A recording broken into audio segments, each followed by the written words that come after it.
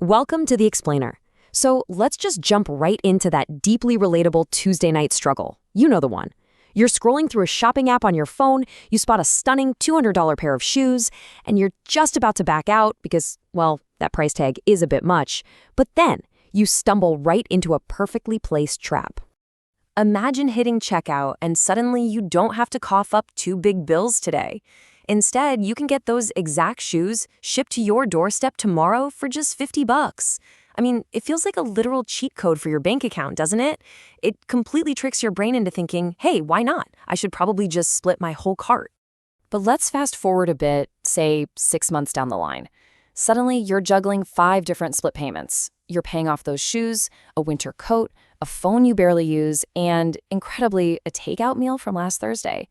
You really have to stop and ask yourself, are you still buying products, or are you literally just subscribing to your past decisions? Today, we're turning that financial fog into total clarity. And don't worry, you absolutely do not need to be a math genius to follow along. We're going to walk through 5 quick steps: the psychology of spending, the engine room, the stacking problem, the $1,000,000 math, and finally, the 5-point dashboard. All right, step 1, the psychology of spending, or exactly how these apps manage to completely bypass your willpower.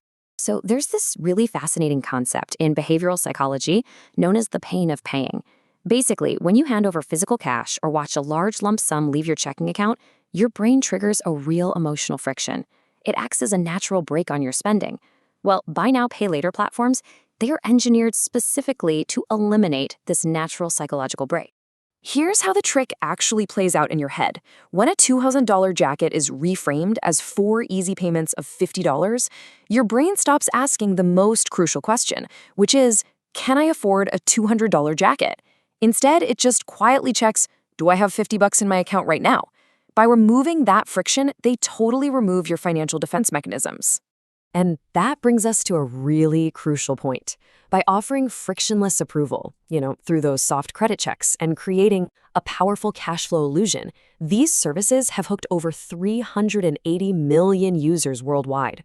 Younger shoppers, especially Gen Z and millennials, have adopted this at staggering rates with over 40% usage. It just makes you feel like your paycheck stretches 4 times further than it actually does.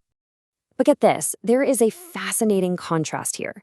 While a lot of people use these apps to project a high-status lifestyle, true high-net-worth individuals actually practice something called counter-signaling.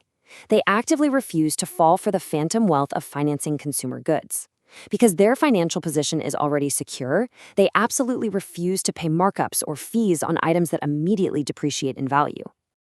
Moving right along to step 2, the engine room, and how these supposedly free apps actually make their billions.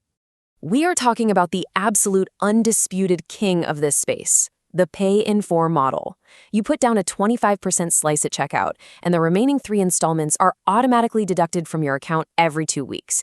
It is so smooth and so seamless that people are literally using this structure to finance a $15 fast food burrito. So if it's supposedly interest-free, how are these companies getting so incredibly rich? Well, even without interest, they are making an absolute fortune by charging stores high merchant fees, sometimes up to 8%, because stores know this boosts cart sizes by over 20%.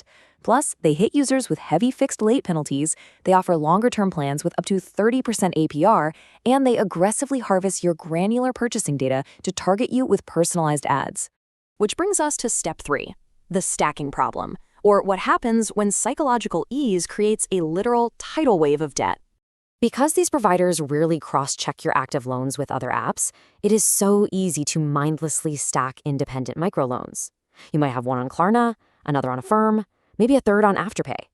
Before you know it, you've stocked a tidal wave of automatic withdrawals, like an extra $185 a month, that all hit your checking account at the exact same time.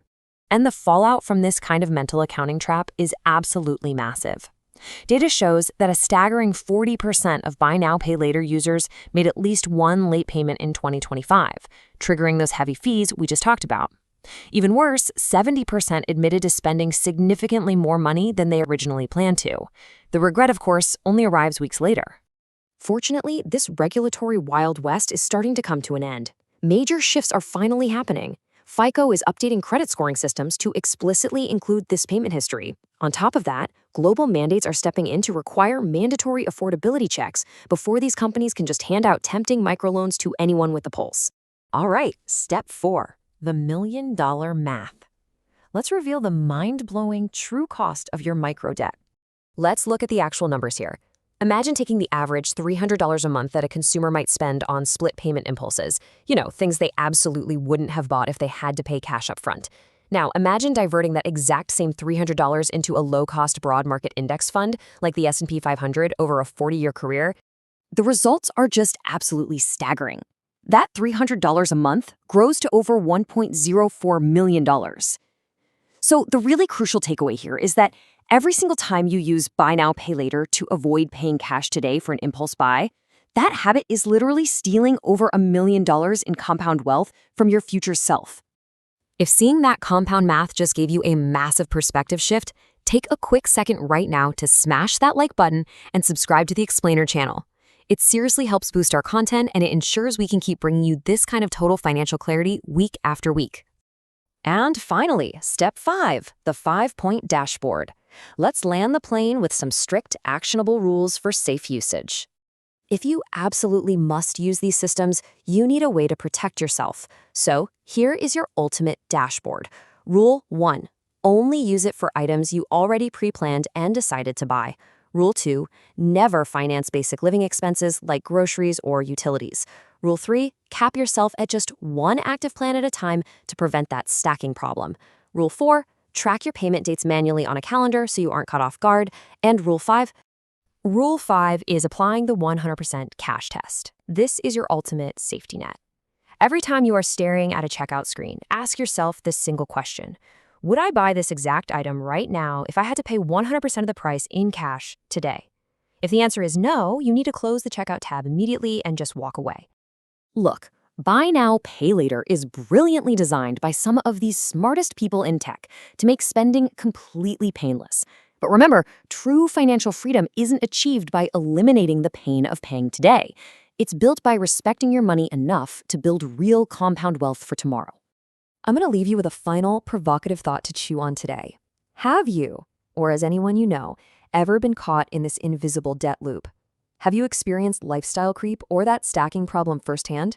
Drop down and let me know your stories in the comments below. I would absolutely love to read them.